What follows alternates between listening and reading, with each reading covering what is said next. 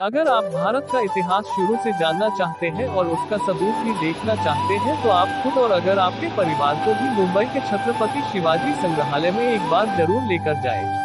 आज हम छत्रपति शिवाजी संग्रहालय का पूरा जानकारी देंगे, कृपया हमारे साथ बने रहें। छत्रपति शिवाजी म्यूजियम दो महान शासकों के इतिहास का प्रमाण है। पहला छत्रपति शिवाजी और दूसरा मुगल शासक औरंगजेब। छत्रपति शिवाजी और मुगल शासक औरंगजेब के इतिहास में संबंध से कौन परिचित नहीं है, लेकिन उसी को बहुत करीबी से कुछ साक्ष्यों एवं संग्रहित वस्तुओं के माध्यम से इस संग्रहालय में दर्शाया गया है। छत्रपति शिवाजी का देश प्रेम, उनकी जीवनचर्या, उनके प्रशासन, राजपाट इत्यादि की एक झलक विस्तृत तौर पर इस संग्रहालय में देखने को मिल सकती है। इतिहास के साक्ष्यों के अनुसार इस संग्रहालय को निर्मित करने में 194 लाख की कीमत लगी। तो आइए जानते हैं इस संग्रहालय की संरचना और इसकी खूबसूरती किन किन चीजों में निहित है। छत्रपति शिवाजी महाराज वास्तु संग्रहालय मूल रूप से पश्चिमी भारत के प्रिंस ऑफ वेल्स संग्रहालय के नाम से जाना जाता है। मुंबई में एक संग्रहालय है जो प्रागैतिहासिक काल से लेकर आधुनिक काल तक भारत के इतिहास का दस्तावेजीकरण करता है। 20वीं शताब्दी की शुरुआत में भारत में ब्रिटिश शासन के दौरान इसे बम्बई नामक शहर के प्रमुख नागरिकों द्वारा सरकार की मदद से प्रिंस ऑफ वेल्स, बाद में जॉर्ज पंचम, यूनाइटेड किंगडम के राजा की यात्रा के उपलक्ष्य में स्थापित किया गया था और भारत के सम्राट ये गेटवे ऑफ इंडिया के पास दक्षिण मुंबई के केंद्र में स्थित है। 1998 में संग्रहालय का नाम मराठा साम्राज्य के संस्थापक छत्रपति शिवाजी महाराज के नाम पर रखा गया था। ये भवन इंडो सरैसेनिक स्थापत्य शैली में बनाया गया है, जिसमें मुगल, मराठा और जैन जैसी वास्तुकला की अन्य शैलियों के तत्व शामिल हैं। संग्रहालय की इमारत ताड़ के पेड़ों के बगीचे और औपचारिक फूलों की क्यारियों से घिरी हुई है। संग्रहालय में प्राचीन भारतीय इतिहास के साथ साथ विदेशी भूमि की वस्तुओं के लगभग 50,000 प्रदर्शन हैं, जिन्हें मुख्य रूप से 3 वर्गों में वर्गीकृत किया गया है: कला, पुरातत्व और प्राकृतिक इतिहास। संग्रहालय में सिंधु सभ्यता और गुप्त, मौर्य, चालुक्य और राष्ट्रकूट काल के प्राचीन भारत के अन्य अवशेषों की कलाकृतियां हैं। इस संग्रहालय की संरचना अद्भुत है। इसकी बारीक नक्काशी, सुंदर और महीन कारीगरी से निर्मित प्रवेश द्वार और भीतर की निर्मित संरचना पर्यटकों को अपनी ओर सहज ही आकर्षित करती है। इस संग्रहालय में 6 हॉल और 6 गैलरी हैं। सभी हॉलों को देखें तो संग्रहालय का पहला हॉल लकड़ी से बना हुआ है, जहां पर छत्रपति शिवाजी की कुछ महत्वपूर्ण चीजों को संग्रहित किया गया है। दूसरे हॉल में छत्रपति शिवाजी एवं उनकी सेना में भर्ती सैनिकों की तलवार, ढाल और इसके अतिरिक्त एक पुरानी राइफल भी है। संग्रहालय के तीसरे हॉल में कुछ तस्वीरों का संग्रहण किया गया है। इन तस्वीरों में कुछ किलों की तस्वीरें हैं, जैसे तोरण, लोहागढ़, सिंहगढ़ इत्यादि। ये तस्वीरें शिवाजी की ऐतिहासिकता का प्रमाण है। इन तस्वीरों के अलावा इस हाल में कुछ पेंटिंग भी है, जिनके माध्यम से छत्रपति शिवाजी के शासन काल की जानकारी पर्यटक ले सकते हैं। चौथे हॉल में छत्रसाल शिवाजी की रोजमर्रा की चीजें रखी हुई है। इस हाल में छत्रपति शिवाजी के परिवार के संदर्भ में भी जानकारी विस्तृत रूप में मिल जाएगी। इसके अलावा इस फोन में कुछ सिक्के भी जमा हैं। ऐतिहासिक साक्ष्यों के अनुसार यह सिक्के सातवाहन वंश के समय के माने जाते हैं। हम जानते हैं कि यह संग्रहालय छत्रपति शिवाजी के साथ साथ औरंगजेब के इतिहास को भी दिखाता है। तो इसी से हम पर्यटकों को ये जानकारी देना चाहेंगे कि इस संग्रहालय में औरंगजेब द्वारा हाथ से लिखी हुई कुरान की एक प्रति भी है। इसके अलावा इस संग्रहालय में युद्ध में प्रयोग किए गए कई हथियार और उनके साथ साथ 500 युद्ध पहनावे भी मौजूद हैं। इसके अलावा इस संग्रहालय में एक पठानी साड़ी भी देखने को मिल जाएगी। अनगिनत जीव मौजूद है संग्रहालय में, तो आप खुद ही आएंगे तो आपको अनुभव होगा। हम सारे जानवरों का वर्णन करेंगे तो आपका बहुत कीमती समय नुकसान होगा।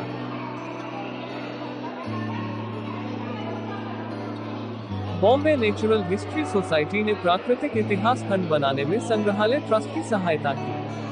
संग्रहालय का प्राकृतिक इतिहास खंड राजहंस, महान हॉर्नबिल, भारतीय बाइसन और बाघों सहित भारतीय वन्यजीवों को चित्रित करने के लिए आरेख और चार्ट के साथ आवास समूह के मामलों और डोरमास का उपयोग है। Bombay natural historical society (BNHS) द्वारा संग्रहालय को दिया गया था। संग्रह भारतीय उपमहाद्वीप के प्राकृतिक वनस्पतियों और जीवों के बारे में जागरूकता पैदा करने के लिए संग्रहालय को दिया गया था। संग्रहालय में स्तनधारियों, पक्षियों, सरीसृपों, उभयचरों और मछलियों जैसे व्हाइट टाइगर, भारतीय गेंडे, great Indian bustard, Kashmir stag, लेमरजे और लार्ज टूथ सॉफिश का एक दिलचस्प संग्रह है। इन नमूनों को या तो सदस्यों के व्यक्तिगत प्रयास से एकत्र किया गया था या विशेष अभियानों के दौरान। अधिकांश पक्षियों और स्तनधारियों को जाने माने पक्षी विज्ञानी डॉक्टर सलीम अली और स्तन वैज्ञानिक डॉक्टर एस.एच. प्रेटर ने भारत के अपने सर्वेक्षण के दौरान एकत्र किया था। संग्रहालय में प्रदर्शित कई प्रजातियां अंतर्राष्ट्रीय प्रकृति संरक्षण संघ (IUCN) की दुर्लभ और लुप्तप्राय सूची में है और विलुप्त होने के कगार पर है। ये CSMVS की प्राकृतिक इतिहास गैलरी को अनुसंधान के साथ साथ जन जागरूकता स्थान के लिए एक बहुत ही महत्वपूर्ण केंद्र बनाता है। Bengal tiger, panthera tigris tigris. सफेद बाघ Bengal tiger, panthera tigris tigris का एक वर्णक रूप है जो भारतीय राज्यों में समय समय पर जंगली में रिपोर्ट किया जाता है। सफेद बंगाल टाइगर अपने फर के रंग के कारण विशिष्ट है। सफेद फर पिगमेंट फोमेलानिन की कमी के कारण होता है, जो नारंगी रंग के फर वाले बंगाल टाइगर में पाया जाता है। बंगाल टाइगर की तुलना में सफेद बंगाल टाइगर नारंगी बंगाल टाइगर की तुलना में तेजी से और भारी होते हैं। एशियाई शेर पैंथेरा लियो परसिका। पश्चिमी गुजरात में गिर राष्ट्रीय उद्यान और वन्यजीव अभयारण्य एशियाई शेर पैंथेरा लियो परसिका का एकमात्र निवास स्थान है। जनसंख्या विलुप्त होने के कगार से 2010 में 411 व्यक्तियों तक पहुंच गई थी। इसकी छोटी आबादी के कारण IUCN द्वारा इसे लुप्तप्राय के रूप में सूचीबद्ध किया गया है। भारतीय रॉयल्टी और औपनिवेशिक कर्मियों द्वारा गंभीर शिकार के कारण देश में शेरों की संख्या में लगातार और उल्लेखनीय गिरावट आई। 1880 तक जूनागढ़ जिले में लगभग 1 दर्जन शेर ही बचे थे। सदी के अंत तक वे गिर वन तक ही सीमित थे और जूनागढ़ के नवाब द्वारा अपने निजी शिकार के मैदान में संरक्षित थे। 2015 में शेरों की आबादी 523 व्यक्तियों की अनुमानित थी। ढोल एक जंगली कुत्ता क्यूओन एल्पिनस। ढोल क्यूओन एल्पिनस मध्य, दक्षिण और दक्षिण पूर्व एशिया का मूल निवासी है। प्रजातियों के लिए अन्य अंग्रेजी नामों में एशियाई जंगली कुत्ता और भारतीय जंगली कुत्ता शामिल है।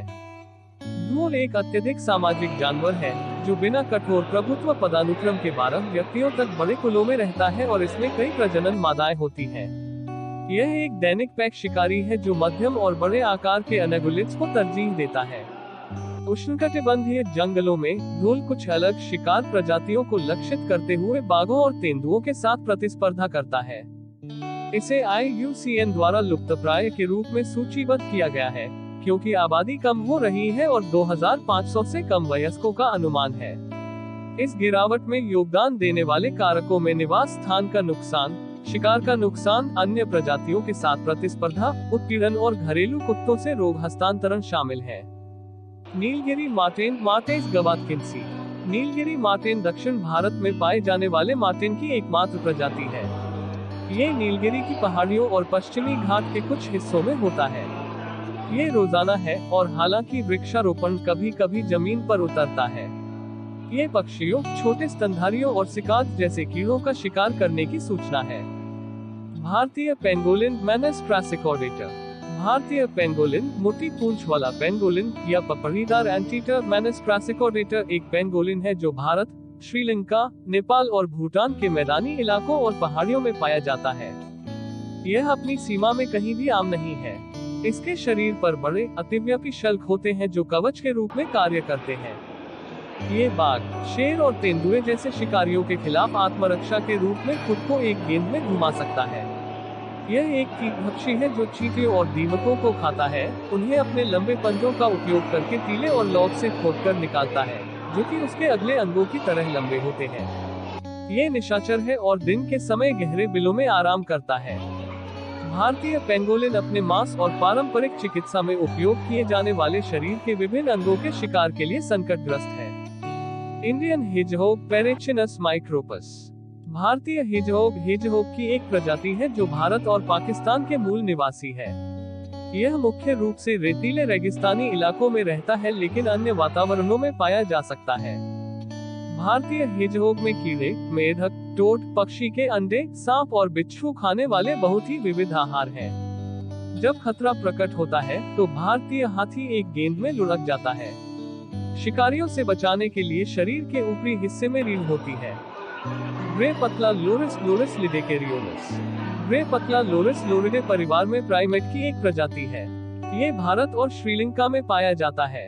इसके प्राकृतिक आवास उपोष्णकटिबंधीय या उष्णकटिबंधीय शुष्क वन और उपोष्णकटिबंधीय या उष्णकटिबंधीय नम तराई के जंगल है। इसका प्राकृतिक आवास खतरे में है। अन्य लॉरीज की तरह वे निशाचर हैं और केवल शाम के समय अपने रोस्ट कैविटी से निकलते हैं। ये मुख्य रूप से कीटभक्षी होते हैं। दक्षिणी भारत में वर्चस्व वाली नस्ल अक्सर बबूल और इमली के प्रभुत्व वाले जंगलों या खेती के पास झाड़ियों में पाई जाती है। नर मादाओं की तुलना में बड़ी होम रेंज रखते हैं। निकोबार ट्रेश्रू टुपिया निकोबारिका। निकोबार ट्रीश्रू टुपिया निकोबारिका निकोबार द्वीप समूह के लिए स्थानिक है, जहां ये द्वीपों के वर्षा वनों में निवास करता है। इसका प्राकृतिक आवास खतरे में है। लाल पांडा एलोरस फुलगेंस। लाल पांडा एलोरस फुलगेंस, जिसे कम पांडा, लाल भालू बिल्ली और लाल बिल्ली भालू भी कहा जाता है, पूर्वी हिमालय और दक्षिण पश्चिमी चीन का एक स्तनपायी मूल निवासी है। ये वृक्षवासी है, मुख्य रूप से बांस पर फीड करता है, लेकिन अन्य पक्षियों और कीड़ों को भी खाता है। यह एक अकेला जानवर है जो मुख्य रूप से शाम से भोर तक सक्रिय रहता है और दिन के दौरान काफी हद तक गतिहीन रहता है। भारतीय विशालकाय गिलहरी रतुफा इंडिका डीलबाटा। भारतीय विशाल गिलहरी रतुफा इंडिका डीलबाटा रतुफा इंडिक संग्रहालय के निचले हिस्से में पक्षियों के समूह और जानवरों का दर्शन प्राप्त होता है और इसके साथ साथ पुरातन काल के इतिहास और पक्षियों के नाम और उनके जीवन काल कभी समय सारणी देखने को मिलता है। और अब हम ऊपर के महल लेकर जाएंगे, जहाँ पर पुरातन काल से लेकर आधुनिक काल तक सभी प्रकार के मूर्तियाँ और देवताओं का मूर्तिकला के रूप में ज्ञान प्राप्त होता है। आइए जानते हैं और जानकारी। इतिहास। पश्चिमी भारत की रचना का संग्रहालय। 1900 की शुरुआत में छत्रपति शिवाजी महाराज संगति संग्रहालय देश के प्रमुख सांस्कृतिक रहस्यों में से एक है। 14 अगस्त 1905 को मुंबई के कई प्रमुख नागरिक टाउन हॉल एकत्रित हुए। उन्होंने प्रिंस ऑफ वेल्स, बाद में किंग जॉर्ज पंचम के रूप में एक सार्वजनिक संग्रहालय की यात्रा के लिए एक स्मारक बनाने का संकल्प लिया। इस बैठक में सर फिरोज शाह मेहता, मिश्रित बदरुद्दीन टैगजी, नरोत्तम दास गोकुलदास, मिश्रित चंदावरकर, ससून जे. डेविड और कई अन्य गणमान्य लोगों ने भाग लिया, जो अपने अपने क्षेत्रों में उत्कृष्ट योगदान के लिए जा रहे थे और बब्बी द्वीप के विकास में भी। संग्रहालय की आधारशिला प्रिंस ऑफ वेल्स द्वारा 11 नवंबर 1905 को रखी गई थी और संग्रहालय का नाम पश्चिमी भारत के प्रिंस ऑफ वेल्स संग्रहालय रखा गया था। संग्रहालय मुंबई की जनता का एक ऐसा संग्रहालय के निर्माण की इच्छा का चरमोत्कर्ष था जो उनकी सांस्कृतिक विरासत का प्रतिनिधित्व कर सकता था। परिणाम स्वरूप संस्था को बॉम्बे प्रेसिडेंसी की उपस्थिति सरकार द्वारा सहायता प्राप्त सार्वजनिक योगदान के माध्यम से स्थापित किया गया था। एक संग्रहालय के रूप में ये स्मारक द्वीप के दक्षिणी दृश्यों पर क्रीसेंट साइट के रूप में ज्ञात भूमि के रूप में एक प्लॉट बनाया गया था। ये भवन 1914 में बनकर तैयार हुआ था, लेकिन इसका दरवाजा बहुत बाद में 10 जनवरी 1922 को जनता के लिए खोल दिया गया। तब तक इसका उपयोग सेना द्वारा अस्पताल के रूप में किया जाता था और बच्चों के कल्याण के लिए प्रदर्शन किया जाता था। तब से कई चीजें बदली गईं। बब्बी को अब मुंबई के रूप में जाना जाता है और पश्चिमी भारत के प्रिंस ऑफ वेल्स म्यूजियम का नाम विश्व प्रसिद्ध छत्रपति शिवाजी महाराज रैंकसेट म्यूजियम दिया गया है। एक अच्छी तरह से बनाई गई, समान रूप से स्थित, जो आज तक अपनी मूल योजना को बनाए रखती है, संग्रहालय शहर की एक महत्वपूर्ण विरासत इमारत है। ये शहर एक ग्रेड आई हेरिटेज बिल्डिंग है और एक तरह से व्यवस्थित रूप में स्थित है, जिसकी मूल योजना कायम है। इसे इंडियन हेरिटेज सोसाइटी द्वारा हेरिटेज बिल्डिंग में टेनेंस के लिए प्रथम स्थान से सम्मानित किया गया है। इमारत के वास्तुकार जॉर्ज विटेट को 1909 में एक खुली प्रतियोगिता के बाद चुना गया था। विटेट को वास्तुकला की इंडो सारासेनिक शैली के लिए जाना जाता है, जिसका ये संग्रहालय सबसे अच्छा उदाहरण है। इंडो सरायनिक शैली हिंदू और सरसेनिक पोस्टर रूपों को दर्शाती है, जिसमें कई बार पश्चिमी वास्तुकला के कुछ तत्व शामिल होते हैं। भारतीय जिम्मेवार हॉल, धनुषाकार बाजार, विशाल सामने के ऊपर उठा हुआ गुंबद एक सुंदर दस्तावेज बनाता है। ये सभी मिलकर संग्रहालय की इमारत को इंडो सारासेनिक शैली का एक विशिष्ट उदाहरण बनाते हैं। प्रकाश और हवा के लिए छोटे छोटे जाली भवनों की भव्यता में 4 चांद लगते हैं। जॉर्ज विटेट ने महाराष्ट्र के नासिक में एक शाही घर ग्वाड़ा से पहुंचे मूल लकड़ी के धनुषाकार पिल्लों को इमारत की पहली मंजिल पर एक घुमाते हुए रेलिंग के रूप में शामिल किया। आज सी स्मॉल होम में लगभग 70,000 कलाकारियां और उत्कृष्ट संग्रह हैं, जिनमें मूर्तियां, टेराकोटा, कांस्य, सिंधु घाटी के स्थानों से खुदाई की गई कलाएं, भारतीय लघु चित्र, भारतीय सजावटी कलाएं, यूरोपीय पेंटिंग और सजावटी कलाएं, चीन और जापान से चीनी मिट्टी के पात्र और हाथी दांत आदि शामिल हैं। इनके अलावा संग्रहालय न्यूमिज्मेटिक्स और प्राकृतिक इतिहास के अलग अलग खंड हैं। छत्रपति शिवाजी महाराज वास्तु संग्रहालय 27 अक्टूबर से एक प्रदर्शनी की मेजबानी कर रहा है, और ये देखना दिलचस्प क्यों हो सकता है। क्या है वह? यह मुंबई की एकमात्र मम्मी है, जो लगभग 2000 साल पुरानी है, और यह 4 जनवरी तक प्रदर्शित होने वाली है। मम्मी 20वीं सदी की शुरुआत से संग्रहालय संग्रह में है। Mummy an unsolved mystery Mumbai के मिस्र के खजाने का संरक्षण नामक प्रदर्शनी का उद्देश्य आपको इतिहास में वापस ले जाना है। मम्मी नर प्रतीत होती है और ताबूत को मिस्र के देवदार की लकड़ी के एक ही लट्ठे से तैयार किया गया था, जिसमें ताबूत को एक साथ रखने के लिए टिका लगाया गया था। इसके लिए कौन है? यदि आप इतिहास के उत्साही अनुयायी हैं और कुछ ऐसा देखना चाहते हैं जिसे हमने केवल पाठ में पढ़ा है, तो इसमें आपकी रुचि हो सकती है। मुझे क्यों जाना चाहिए? यह एक समयबद्ध प्रदर्शनी है जहां आप मिस्र की जीवन शैली, मृत्यु, वास्तव में को करीब से देख पाएंगे। अगर उस पर आपका ध्यान जाता है तो हम आपसे वहीं मिलेंगे। शिवाजी महाराज के शासनकाल के वो 10 घातक हथियार, जो दुश्मन की जिंदगी और हौसला दोनों कम कर देते थे। 17वीं सदी में जब भारत पर मुगलिया सल्तनत का परचम लहराता था, उस वक्त छत्रपति शिवाजी महाराज ने स्वराज का झंडा बुलंद किया और देश के सबसे मजबूत मराठा साम्राज्य की नींव रख दी। शिवाजी महाराज एक बहादुर, बुद्धिमान और निडर शासक थे। वो न तो कभी दुश्मनों के आगे झुके और न ही कभी गौरवशाली मराठा साम्राज्य की सीमाओं में विस्तार करना छोड़ा। उन्होंने अपने प्रशासन और सैन्य कौशल के दम पर अपने साम्राज्य का विस्तार दक्कन और मध्य भारत तक किया। आज हम आपको कुछ ऐसे ही हथियारों के बारे में बताएंगे जिनका इस्तेमाल शिवाजी महाराज के शासनकाल में मराठाओं ने किया था। 1. तलवार। एक भारतीय तलवार जो मध्यकाल में एक बेहतरीन हथियार मानी जाती थी। इसमें एक घुमावदार ब्लेड होता है और उसमें लकड़ी का एक हैंडल लगा होता था। हैंडल में ही उंगलियों के लिए गार्ड भी दिया रहता था। ये नुकीला और धारदार हथियार था जो दुश्मन के सीने के आर पार हो जाता था। 2. फिरंगी। ये बोलचाल का एक शब्द है जिसका इस्तेमाल विदेशियों के लिए किया जाता है। चूंकि इस तलवार का यूरोपीय डिजाइन था, इसलिए इसे फिरंगी कहा जाता है। इसमें एक सीधा ब्लेड होता है जो एक तरफ से नुकीला होता है और दूसरी तरफ से 6 इंच मोटा। इस यूरोपीय तलवार ने शिवाजी को भवानी और जगदम्बा तलवारों को भी बनाने के लिए प्रेरित किया था। 3. शमशीर। ये हथियार ओरिजिनली कहाँ का है, इस बारे में जानकारी नहीं है, लेकिन फारसी में इसका नाम शमशीर है। शमशीर की खास बात ये थी कि ये फारसी और अरबी तलवार का मिश्रण थी। चूंकि फारसी तलवार आमतौर पर सीधी और अरबी तलवार घुमावदार होती है, इसमें दोनों ही विशेषताएं थी। मराठाओं ने इसका इस्तेमाल दुश्मनों के खिलाफ किया था। 4. खंड। इस तलवार के दोनों तरफ तेज धार होती थी। इसकी चौड़ाई हैंडल पर कम होती है, लेकिन लंबाई में बड़ी होती थी। मध्य और ऊपरी भाग में चौड़ा होने के कारण इस तलवार का इस्तेमाल दुश्मनों को 2 टुकड़ों में काटने के लिए किया जाता था। इसमें कोई नुकीला सिरा नहीं होता था। 5. खंजर। इसका इस्तेमाल करीबी मुकाबले में होता था। ये दोधारी हथियार लंबाई में छोटा, घुमावदार और नुकीले सिरे वाला होता है। इसे रखने के लिए म्यान भी होती है। कहा जाता है कि इसका ओरिजिन ओमान में हुआ, लेकिन इसका नाम अरबी है। 6.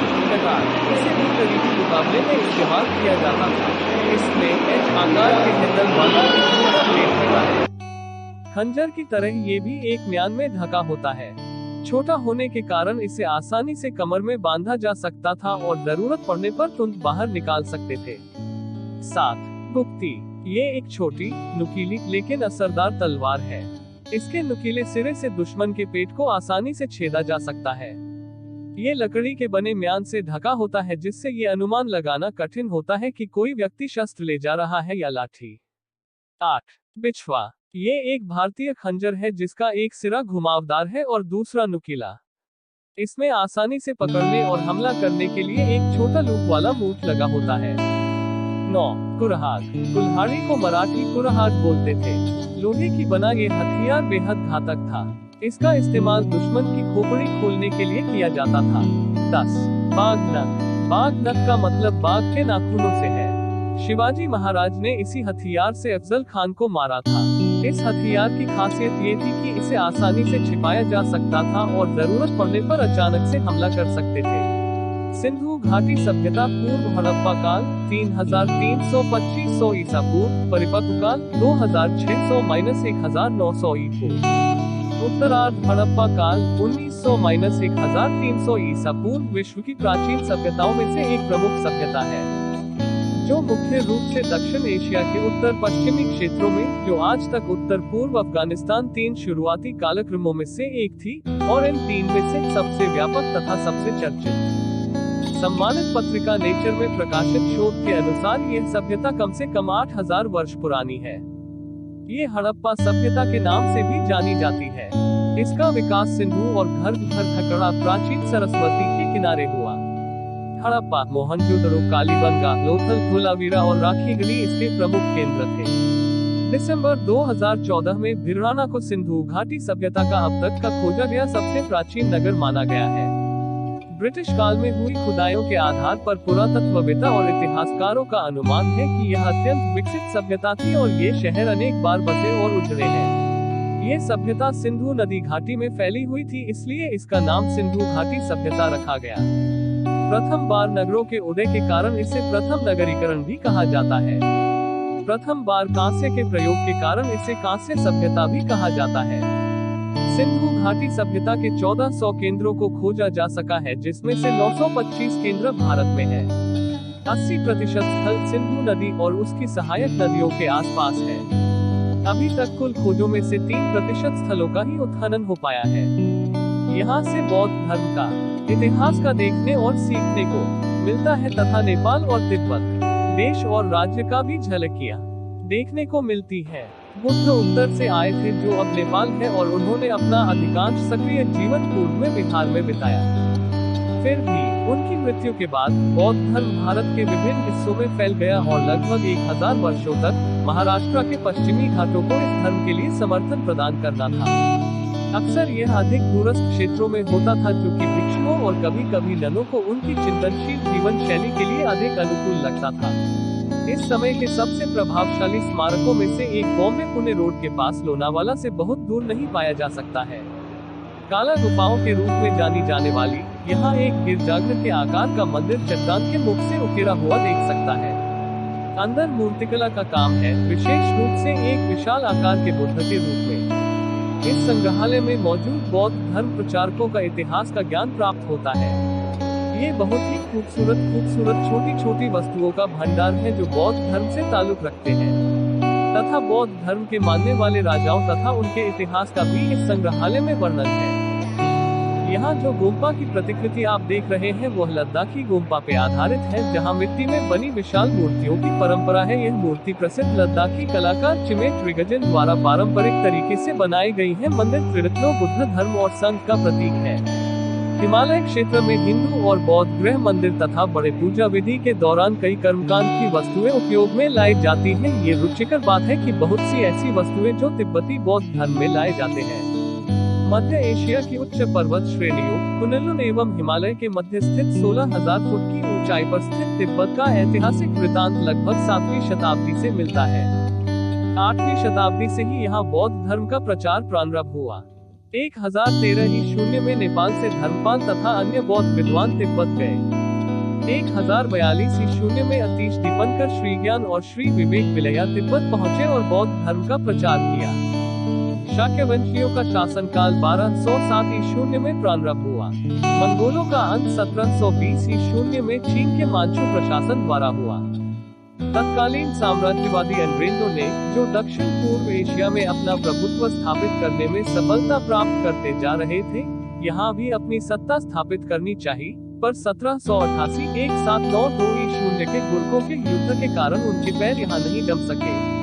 परिणामस्वरूप 19वीं शताब्दी तक तिब्बत ने अपनी स्वतंत्र सत्ता स्थिर रखी। यद्यपि इसी बीच लद्दाख पर कश्मीर के शासक ने तथा सिक्किम पर अंग्रेजों ने आधिपत्य जमा लिया। अंग्रेजों ने अपनी व्यापारिक चौकियों की स्थापना के लिए कई असफल प्रयत्न किया।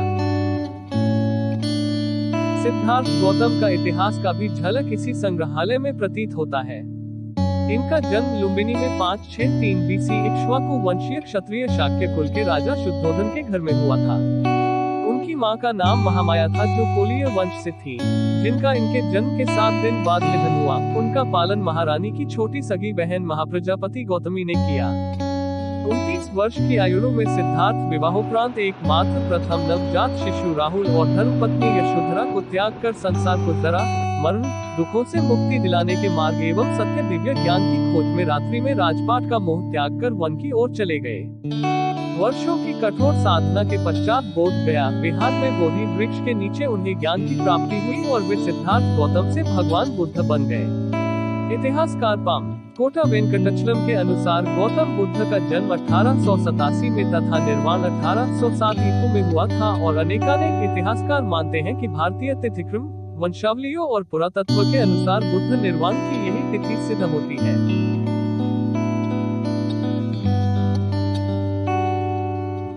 इसी कमरे में बौद्ध धर्म और तिब्बत तथा नेपाल और पुरातन काल के प्रारंभिक कागज तथा ताड़पत्रों का भी परिचय कराया गया है।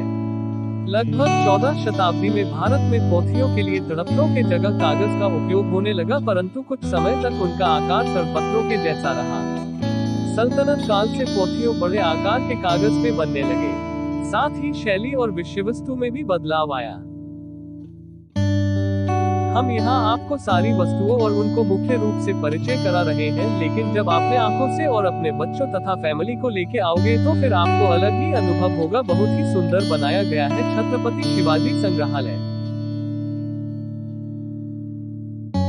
कागज का आविष्कार तो चीन में हुआ, लेकिन भारत में इसका आगमन 13वीं सदी में माना जाता है। कागज का आविष्कारक चीन को माना जाता है क्योंकि सबसे पहले कागज का इस्तेमाल चीन में ही किया गया था। कागज का आविष्कार करने वाले शख्स का नाम है काइलून, जो चीन के रहने वाले थे। इन्होंने 202 ईस्वी हान राजवंश के समय में कागज का आविष्कार किया था। ये बात तो स्पष्ट हो गई कि कागज का आविष्कार चीन में हुआ, लेकिन चीन के बाद भारत ही वह देश है जहां कागज बनाने और इस्तेमाल किए जाने के प्रमाण मिले। सिंधु सभ्यता के दौरान भारत में कागज के निर्माण और उपयोग के कई प्रमाण सामने आए हैं, जिनसे ये साबित होता है कि चीन के बाद भारत में ही सर्वप्रथम कागज का निर्माण और उपयोग हुआ। ऐसा माना जाता है कि इस खोज के बाद से ही पूरी दुनिया में कागज का इस्तेमाल व्यापक रूप में होने लगा था। भारत में कागज बनाने की सबसे पहली मिल कश्मीर में लगाई गई थी, जिसे वहां के सुल्तान जैनुल आबिदीन ने स्थापित किया था। सन 1887 में भी कागज बनाने वाली मिल स्थापित की गई थी, जिसका नाम था टीटा कागज मिल्स, लेकिन ये मिल कागज बनाने में असफल रही। आधुनिक कागज का उद्योग कलकत्ता में हुगली नदी के तट पर बाली नामक स्थान पर स्थापित किया गया। संग्रहालय संग्रह में लगभग 50,000 कलाकार शामिल हैं। संग्रहालय के संग्रह को मुख्य रूप से 3 अक्षरों में लिखा गया है: कला, पुरातत्व और प्राकृतिक इतिहास। संग्रहालय में एक वानिकी खंड भी है, जिसमें बॉम्बे प्रेसिडेंसी ब्रिटिश भारत में उजड़ी हुई लकड़ी के नमूने हैं और एक अभिलेख, रूपरेखा और आकृतियों के एक छोटे से स्थानीय भूवैज्ञानिक संग्रह को चित्रित करता है। मैरीटाइम हेरिटेज गैलरी, जो आवागमन से संबंधित वस्तुओं को प्रदर्शित करती है, भारत में अपनी तरह की पहली है। 2008 में संग्रहालय ने कार्ल और मेहरबाई खंडाला वाला संग्रह और भारत के सिक्के प्रदर्शित करते हुए 2 नई दीर्घाएं स्थापित की। कला खंड 1915 में अधिग्रहित सर पुरुषोत्तम मावजी के संग्रह और सर रतन टाटा और सर दोराब टाटा के कला संग्रह प्रदर्शित करता है, जिन्हें क्रमशः 1921 और 1933 में दान किया गया था। नृत्य कृष्ण, नेपाल तिब्बत खंड से। नेपाल 18वीं शताब्दी। छवि के पैर में विवरण का विवरण करता है कि कलाकार ऑडियो टूर का हिस्सा है। संग्रहालय के आगंतुकों को द स्काईलाइट में एक ऑडियो टूर प्रदान करता है। संग्रहालय के लघु संग्रह में भारतीय चित्रों के मुख्य विद्यालय अर्थात मुगल, राजस्थानी, पहाड़ी और दक्कनी का प्रतिनिधित्व शामिल है। इसमें 11वीं-12वीं सदी से लेकर 19वीं सदी की शुरुआती पहाड़ी इमेज तक के ताड़ के पत्ते की पांडुलिपियों के साथ साथ सल्तनत काल के इमेज को भी शामिल किया गया है। संग्रहालय में उल्लेखनीय पांडुलिपियों में मुगल सम्राट अकबर के स्टूडियो में चित्रित किया गया है व सुहायली और मेवाड़ से हिंदू रामायण महाकाव्य की 17वीं शताब्दी की पांडुलिपि शामिल है। हाथीदांत खंड में गुप्त काल की कलाकारियां हैं। संग्रहालय में सजावटी कलाकारियां भी हैं, जैसे कि झूला, हाथी दांत, मुगल जेब, चांदी, सोना और कलात्मक धातु के चित्र। इसमें यूरोपीय चित्र, चीनी और जापानी चीनी मिट्टी के पात्र, हाथी दांत और जेट की संग्रह का भी संग्रह है। संग्रहालय में झलकती और अभिलेखों को समर्पित खंड भी और दूसरा नेपाली और तिब्बती कला के लिए है। 1581 पुराने और आवरण अनुभागों में मिलते जुलते हैं नेकबर का एक अच्छी तरह से सजाया गया कवच होता है, जिसमें एक स्टील ब्रेस्टप्लेट और एक ढाल होती है, जो पहले धार्मिक छंदों के साथ खुदा हुआ था। पुणे पुनः संग्रहालय में ट्रांसक्रिप्ट और परिसंचरण और रॉयल एशियाटिक सोसाइटी की बॉम्बे शाखा के संग्रह के परिणामस्वरूप एक दृष्टि खंड का विकास हुआ, जिसमें शिल्प मूर्तियां और एपिग्राम थे। सिंधुरा घाटी संस्कृति गैलरी में सिंधु घाटी सभ्यता 2600 1900 ईसा पूर्व मछली पकड़ने के हुक, हथियार, गहने और वजन और कांच है। मीरपुर खास के बौद्ध स्तूप खुदाई से प्राप्त कलाकृतियां 1919 में संग्रहालय में रखी गई थी। एक प्रतिमा संग्रह में मीरपुर खास से गुप्त 280 से 550 मिलावट टेराकोटा के आंकड़े हैं। 5वीं शताब्दी की शुरुआत की सिंध चालुक्य युग 6वीं 12वीं शताब्दी बादामी चालुक्य और पश्चिमी चालुक्य से जुड़ी कला का और मुंबई के पास एलिफेंटा से राष्ट्रकूट काल 753-982 सीई की मूर्तियां। बम्बई नेचुरल हिस्ट्री सोसाइटी ने प्राकृतिक इतिहास खंड बनाने में संग्रहालय ट्रस्ट की सहायता की। संग्रहालय के प्राकृतिक इतिहास खंड में राजहंस, ग्रेट हॉर्नबिल, इंडियन बाइसन और टाइगर जैसे भारतीय वन्यजीवों को चित्रित करने के लिए चिपकाने और चार्ट के साथ आवास समूह के मामले और डायोरमास का उपयोग किया जाता है। 24 जुलाई 2017 को sir J school of art and progressive art movement के शुरुआती चरण को उजागर करने वाली धारा नामक एक प्रदर्शनी शुरू की गई। प्रदर्शनी में 1880 के दशक से 1950 के दशक तक वेस्टनजी बॉम्बजी, रुस्तम सियोदिया, सवलाराम हल्दनकर, एंटोनियो के कार्यों के माध्यम से इमेज की एक श्रृंखला शामिल थी। जेवियर प्रिंडेट, ए सिंह गोरक्षक, गोविंद महादेव सोलेगांवकर, जीएच नगरकर, जे.एम. अयवासी, रघुनाथ भोंडोपंत भोपेश्वरकर, रघुवीर गोविंद चिमुलकर, रसिकलाल पारिक और वाईके, अबलाल रहीमन, केशव भवन राव चुडेका, लक्ष्मण नारायण तस्कर, सैयद हैदर रजा और के चारा। 29 जनवरी 2015 को मुंबई से मुंबई पूर्व का पश्चिम की ओर मुख वाली एक प्रदर्शनी के साथ एक प्रिंट गैलरी शुरू की गई। लंदन में गैलरी का उद्घाटन ब्रिटिश संग्रहालय के निदेशक नील मैकग्रेगर किया था, जिन्होंने एक सचित्र व्याख्यान भी दिया था। संग्रहालय के केंद्रीय क्षेत्र में विश्व संस्कृति पर अक्टूबर 2008 में विराट प्रोजेक्ट के हिस्से के रूप में शुरू की गई कृष्णा गैलरी में हिंदू भगवान कृष्ण से संबंधित कलाकार हैं, जो संरक्षक भगवान हैं विष्णु हिंदू देवता मार्च 2009 में ईमेल किए गए थे। एक कटोरा गैलरी, शहर की पहली गैलरी, अप्रैल 2010 में खोली गई थी। ये कपड़ा निर्माण की विभिन्न तकनीकों, क्षेत्रीय संग्रह और पारंपरिक भारतीय अभिलेखों को दर्शाता है। मातृका डिजाइन कोलैबोरेटिव वर्तमान में संग्रहालय की भारतीय लघु चित्रों की गैलरी को डिजाइन कर रहा है।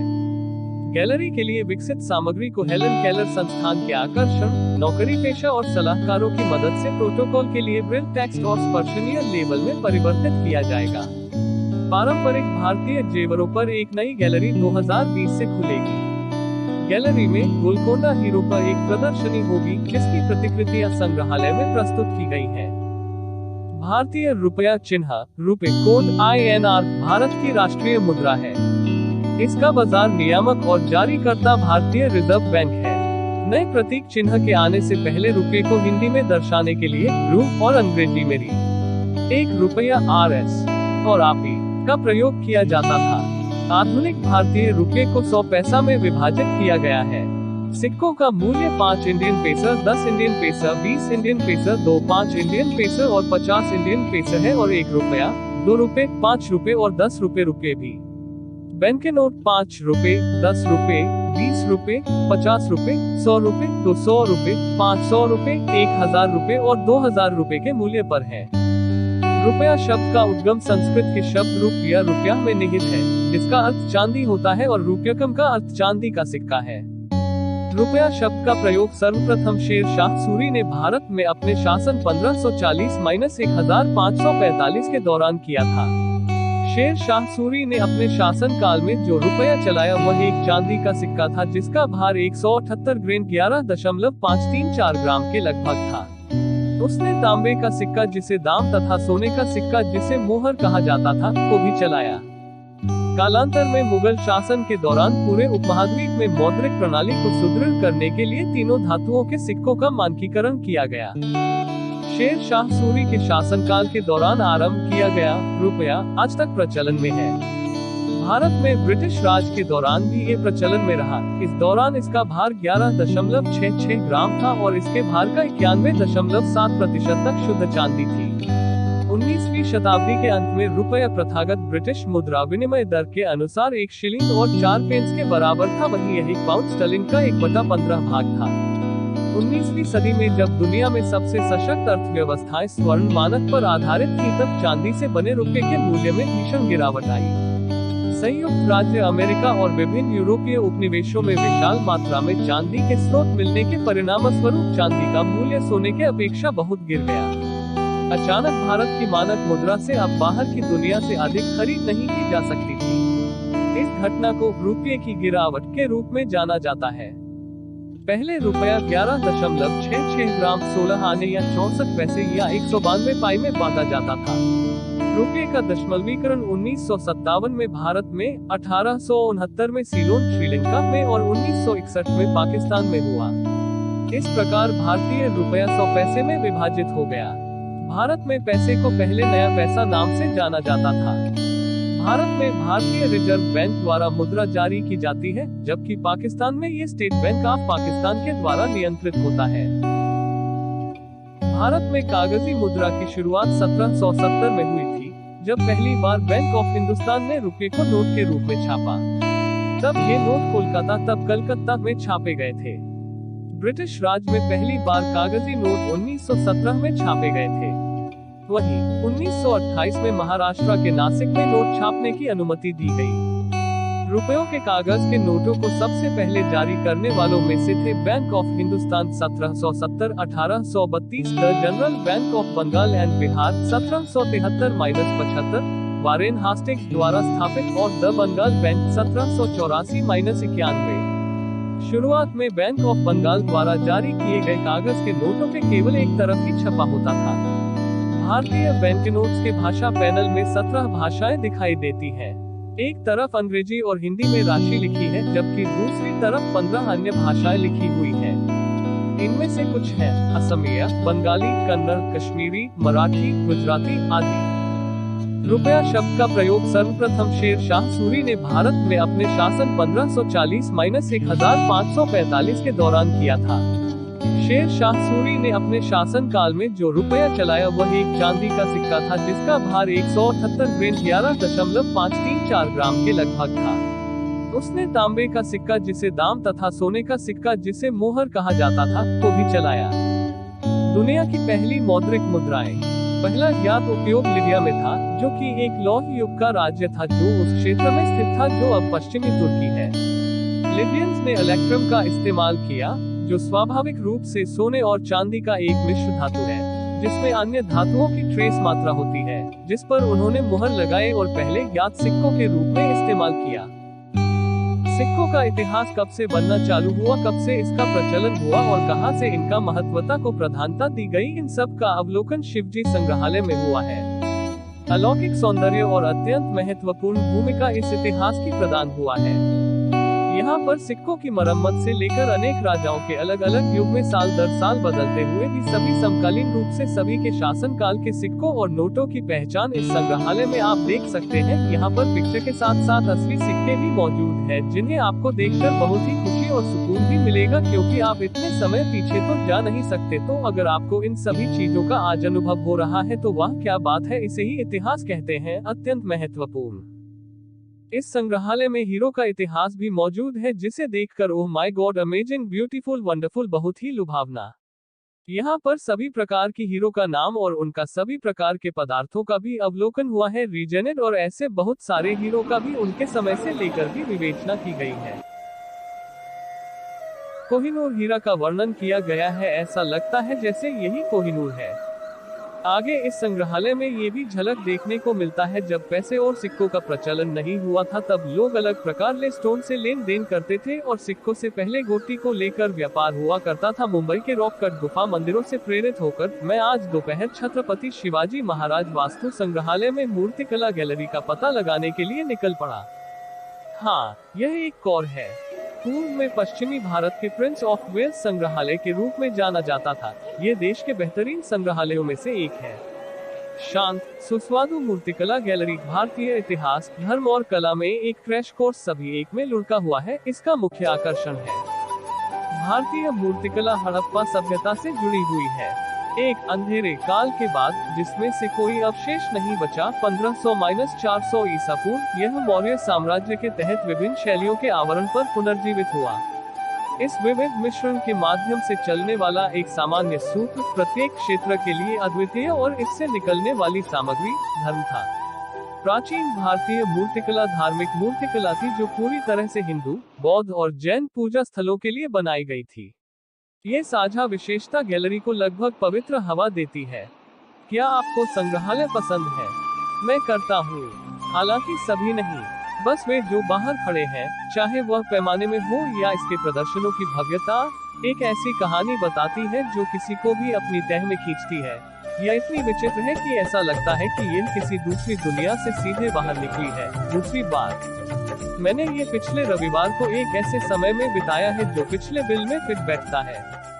संग्रहालय के बाहर निकलने वाले रास्ते पे ही एक चंदायन और स्पेस स्टेशन और स्पेस सूट और स्पेस से जुड़ी बहुत सारे जानकारी के लिए एक छोटा सा केंद्र बनाया गया है, जिसमें दूसरों ग्रहों और ब्रह्मांड का भी विवरण प्रस्तुत किया गया है। उसके बगल में सुंदर गार्डन और जो पूरे भारत में वृक्ष नहीं है वो इस संग्रहालय में देखने और उनके बारे में पूर्ण जानकारी प्राप्त होती है। कोई अक्सर मुंबई को संग्रहालयों से नहीं जोड़ता है और जब कोई ऐसा करता है तो यह अनिवार्य रूप से भव्य छत्रपति शिवाजी महाराज वास्तु संग्रहालय है जो दिमाग में आता है। नाम अपने आप में एक और है, जैसा कि इसके खजाने का भंडार है, लेकिन एक और भी है जो उतना ही अनोखा है, यद्यपि पूरी तरह से अलग तरीके से। एक बड़े विक्टोरियन बुनियाद की याद दिलाता है जो आकर्षण और सुंदर चीजों से भरा हुआ है। यह बायकुला में डॉक्टर भावदाजी लाल संग्रहालय है। तीन चीजें दूसरे को अलग करती हैं और इसे मुंबई के सबसे प्यारे भंडार के रूप में मजबूती से स्थापित करती है। इसकी पुनर्स्थापित शानदार विक्टोरियन इमारत जीवंत मिट्टी के मॉडल की एक बीवी जो जगह को एक जादुई कल्पना में बदल देती है और भारत की समृद्ध विरासत को प्रदर्शित करने वाली सजावटी कलाओं का उत्कृष्ट संग्रह। काफी मादक मिश्रण। संग्रहालय के अंदर अद्भुत से अद्भुत वस्तु तो है, परंतु उनके बाहर की अलौकिक छवि को भी शोभित किया गया है जो इस संग्रहालय की बहुत ही सुंदर प्रस्तुति में से एक है। बाहर का नजारा तो सुकून भरा है, जहाँ पर बाहर के फॉरेनर और इंडियन सभी एक साथ एंजॉय करते हैं। आप यहाँ जब भी अपनी फैमिली जरूर लाए, क्योंकि यह बहुत कुछ सीखने और सिखाने को है जो शायद ही आपको जल्दी देखने को मिले। यहाँ बाहर गार्डन में अफ्रीका से कई ऐसे पौधे लाए गए हैं जिनका अनेक प्रकार इतिहास रहा है और अनेक प्रकार से इनका उपयोग भी। कुछ तो ऐसे भी पेड़ हैं जो काफी ज्यादा मोटे हैं और जिनकी उम्र 1000 साल से अधिक है। एक भी लोग उस पेड़ के नीचे उसके इतिहास को जानते और समझते हैं। और उसी गार्डन में वृक्षों के साथ स्पेस स्टेशन भी बनाया गया, जिसमें हम बच्चों को यह समझा सकते हैं कि स्पेस कैसे काम करता है और उनके दिनचर्या के बारे अच्छे से जन और समझा सकते हैं। काफी बड़ा और सुंदर होने के साथ साथ ये स्थान टूरिस्ट सहायक भी है, जिसे देखकर टूरिस्ट तो भी चेष्टा करते हैं कि एक बार जरूर देखें।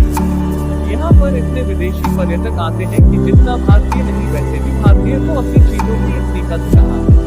मैंने देखा कि एलिफेंटा आइलैंड में भी भारतीय से अधिक विदेशी पर्यटक आते हैं प्रतिदिन। तो अपने इतिहास को जानो और अपने घर के बाकी सभी सदस्यों को और बच्चों को भी इतिहास से जुड़ी जानकारी दें, जिससे उन्हें आगे किसी भी प्रकार का सामना ना करने पड़े।